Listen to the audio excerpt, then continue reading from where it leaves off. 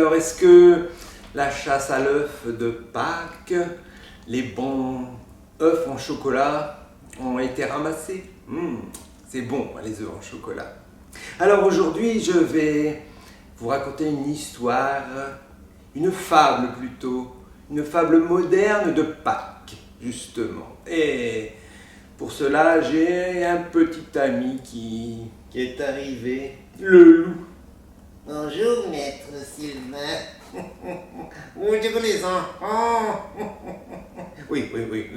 Alors, nous allons parler de cette fable car c'est Jean de La Fontaine qui était un grand personnage et qui a fait énormément de fables, les fables de Jean de La Fontaine. Et ce personnage est né il y a très longtemps, en 1621. Exactement 400 ans. Et cette année, en 2021, nous fêtons sa naissance. Donc c'est pour ça que je vais vous parler d'une fable de Pâques. Donc nous allons commencer. Donc les fables, vous connaissez, la cigale et la fourmi. Eh bien, dansez maintenant. Oui. Le lièvre et la tortue. Rien ne sert de courir. Il faut partir à point. Oui. Le loup et l'agneau.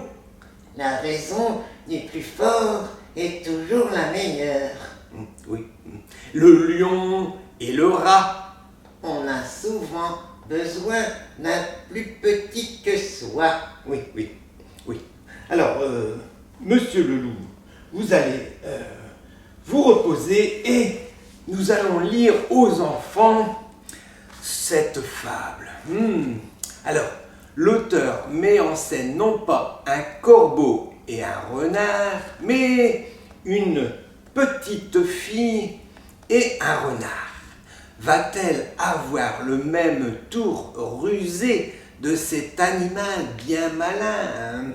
Nous allons le savoir de suite. La cloche et le renard.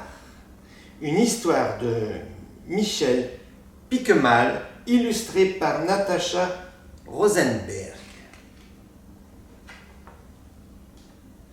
Tout en haut de l'échelle, sur le mur du jardin, une cloche en chocolat resplendit. Hier, durant la chasse aux œufs de Pâques, les enfants du fermier ne l'ont pas trouvée. Mais le renard l'a vue, lui. Et il aimerait s'en régaler. Seulement, la cloche est hors de portée, inaccessible au renard à lécher.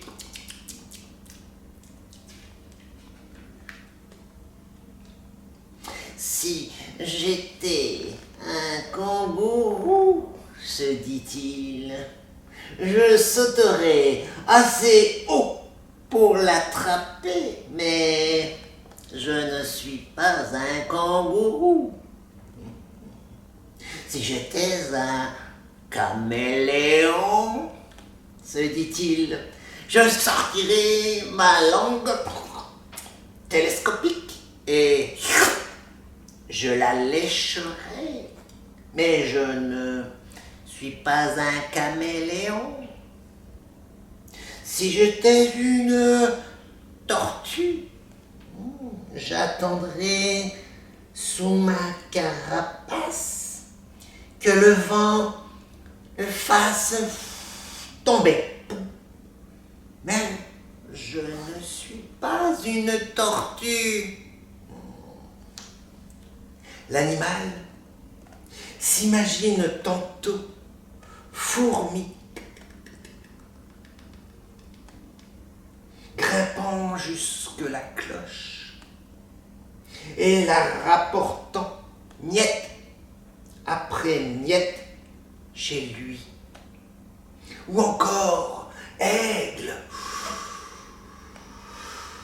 volant jusqu'à elle et la grippant dans ses serres pour la déguster tranquillement au fond de sa tanière.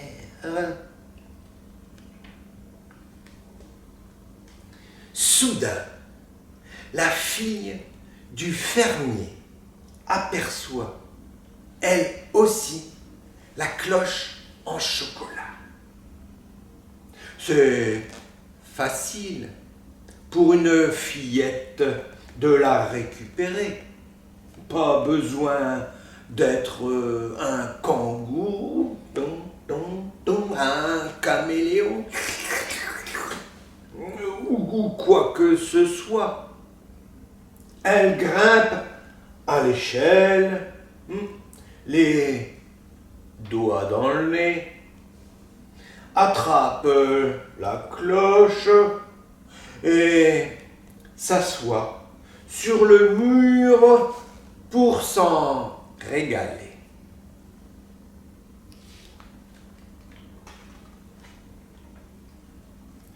Le renard est désespéré.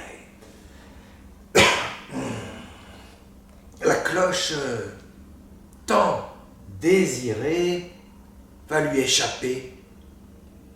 L'animal se lisse les moustaches et tente une de ses célèbres ruses. Chère fillette, susurre-t-il, tout le pays parle de ton agilité. La fille du fermier serait la reine des pirouettes, la maîtresse des acrobaties. J'ai fort envie de vérifier. Pourrais-tu poser cette cloche sur ta tête et en même temps danser? Le renard se pourlèche déjà les babines à l'idée que la cloche bientôt lui atterrisse sur le museau. Mais la fille du fermier connaît la réputation du renard, toujours flatteur et rusé dans les histoires. Pas question de se faire avoir. Elle ôte le ruban qui enveloppe la cloche et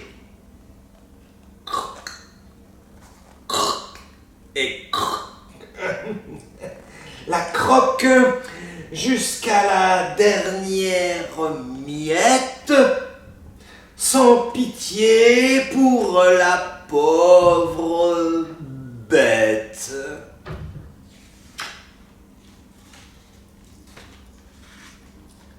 Puis, la fillette lui tint à peu près ce langage. Maître renard,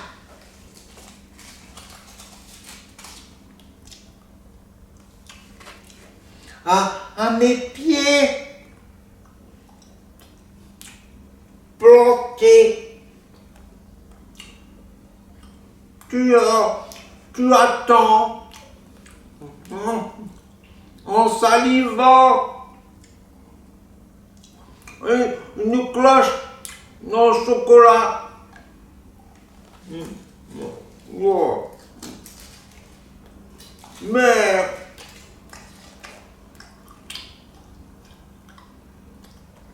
la fille du fermier est plus rusée.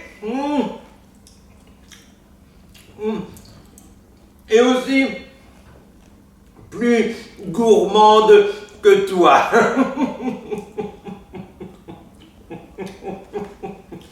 Et voilà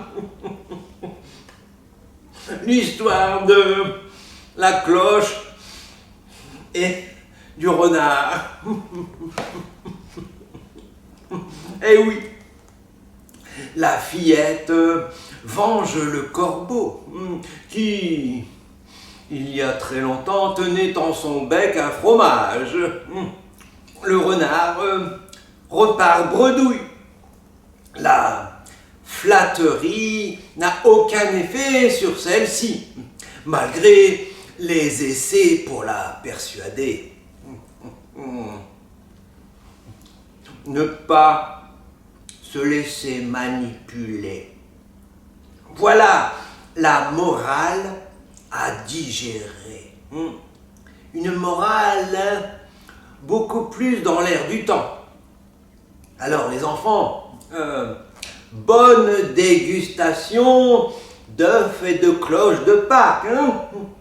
Qu'est-ce que c'est beau!